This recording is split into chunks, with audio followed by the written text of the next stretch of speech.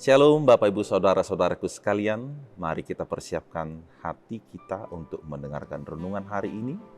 Kita bernyanyi.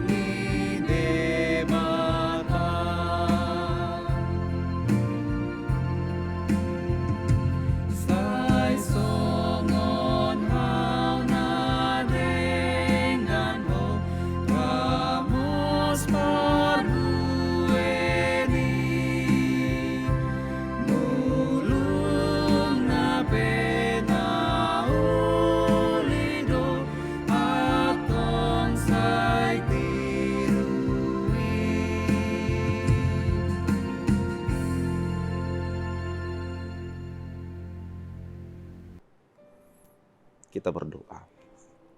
Kasih karunia dan damai sejahtera dari Tuhan Allah Bapa dan dari anaknya Tuhan Yesus Kristus kiranya menyertai saudara sekalian.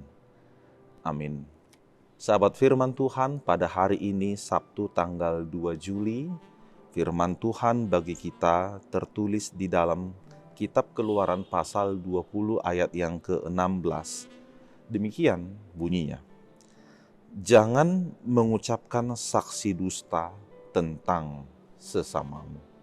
Adapun judul daripada renungan ini ialah jangan ada dusta di antara kita.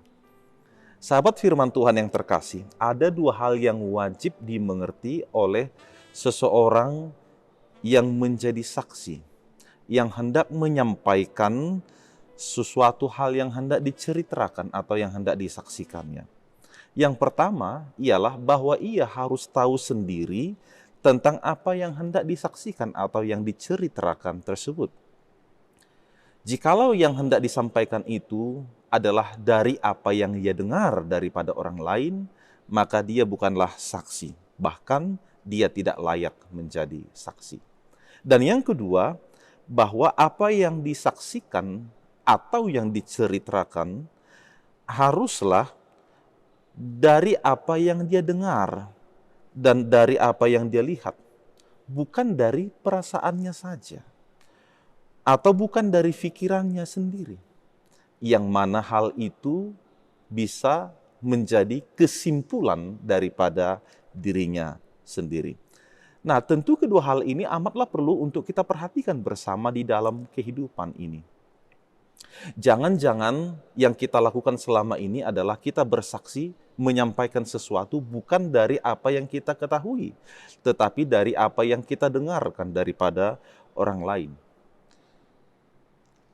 Parahnya lagi, informasi berita itu dikatakan sudah sampai beberapa orang. Misalkan pada orang yang ke-10, dan orang yang ke-10 itulah yang bercerita kepada kita. Dan pada saat itu kita juga harus mengambil sebuah kesimpulan.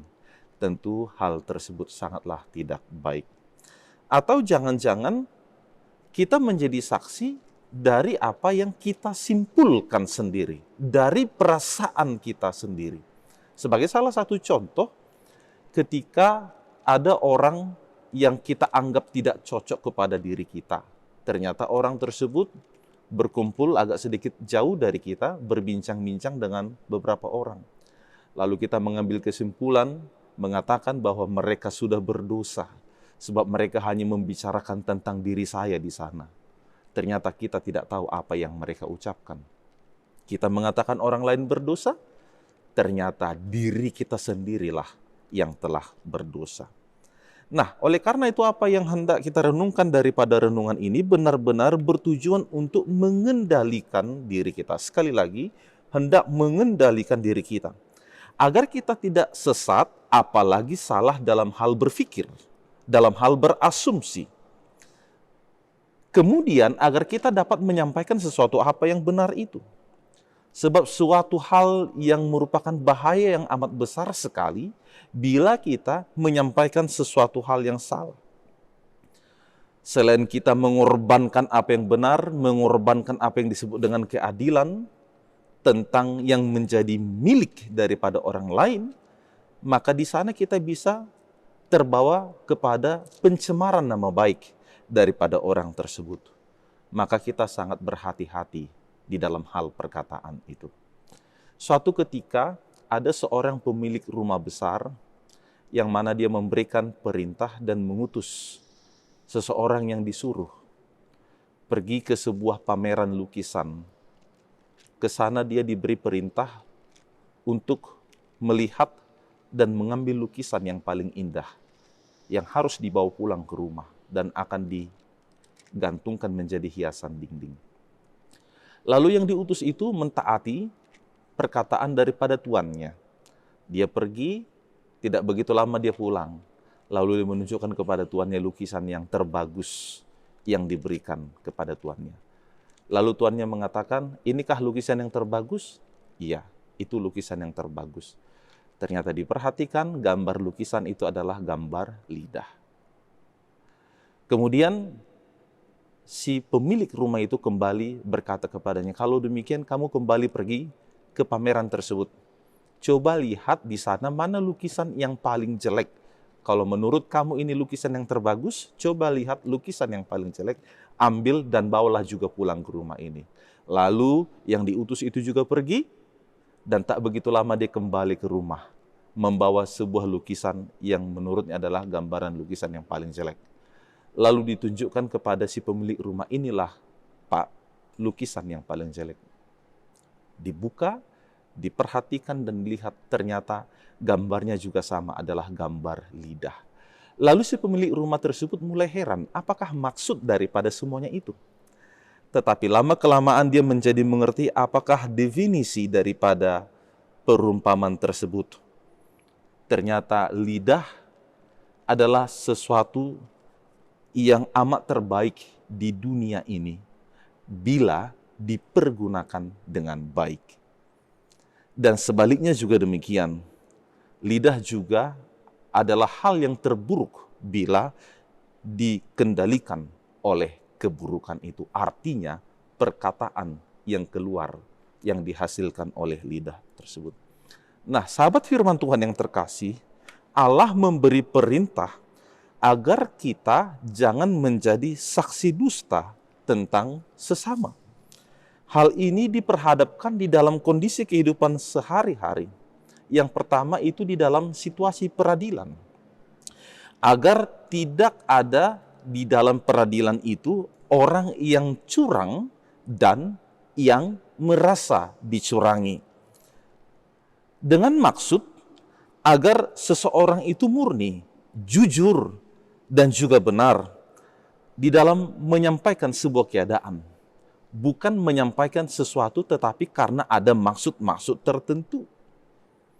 Kemudian agar seorang yang teradili itu juga mendapatkan sebuah perlakuan yang adil, yang pas dan tepat oleh keputusan yang sedang berlangsung di sana. Tentu ini sesuatu hal yang amat baik sekali. Namun selain itu Allah juga berkehendak agar kita dapat menata kehidupan ini dengan benar-benar baik satu dengan yang lainnya. Karena tidak ada seorang pun yang diberikan mandat atau maksud daripada Tuhan untuk melukai, untuk merugikan orang-orang yang tidak bersalah. Kepada kita tidak diberikan hak yang demikian. Dan orang yang setia, orang yang beriman, tentu hidupnya harus dapat bebas dari kebiasaan yang menyampaikan tuduhan-tuduhan palsu. Ini yang harus kita hayati bersama. Orang beriman, orang yang setia, hidupnya harus bebas dari kebiasaan yang menyampaikan tuduhan-tuduhan yang tidak benar atau tuduhan palsu. Yang kemudian bahwa kita juga diajar bagaimana kita mencermati tentang dusta itu. agar melaluinya kita dapat mencegah dusta di dalam hati kita. Apakah itu merugikan orang lain atau tidak? Sering sekali kita berdusta, apalagi bila ada sesuatu hal yang kita anggap mendatangkan kebaikan bagi diri kita. Kita berdusta. Kita mengatakan sesuatu hal yang tidak benar asalkan kita mendapatkan sesuatu itu yang kita anggap memberikan keuntungan kepada kita. Tentu hal ini tidaklah baik untuk kita terapkan di dalam kehidupan kita. Boleh-boleh saja ketika seseorang datang meminjam duit kepada kita dan mengatakan akan mengembalikan lebih daripada yang dia pinjam, lalu kita berkata, saya tidak punya uang, ternyata kita punya. Mengapa kita berkata demikian? Karena kita sudah jerah. Sudah 5 kali dia meminjam, tapi tidak dikembalikan juga. Jangankan dikembalikan lebih daripada yang dipinjam, balik modal pun kita tidak dikembalikan atau tidak disampaikan kepada kita. Sehingga kita jerah. Lalu pada yang ke-6 kali dia datang meminta, kita mengatakan kita tidak punya uang. Tentu hal ini adalah suatu dusta.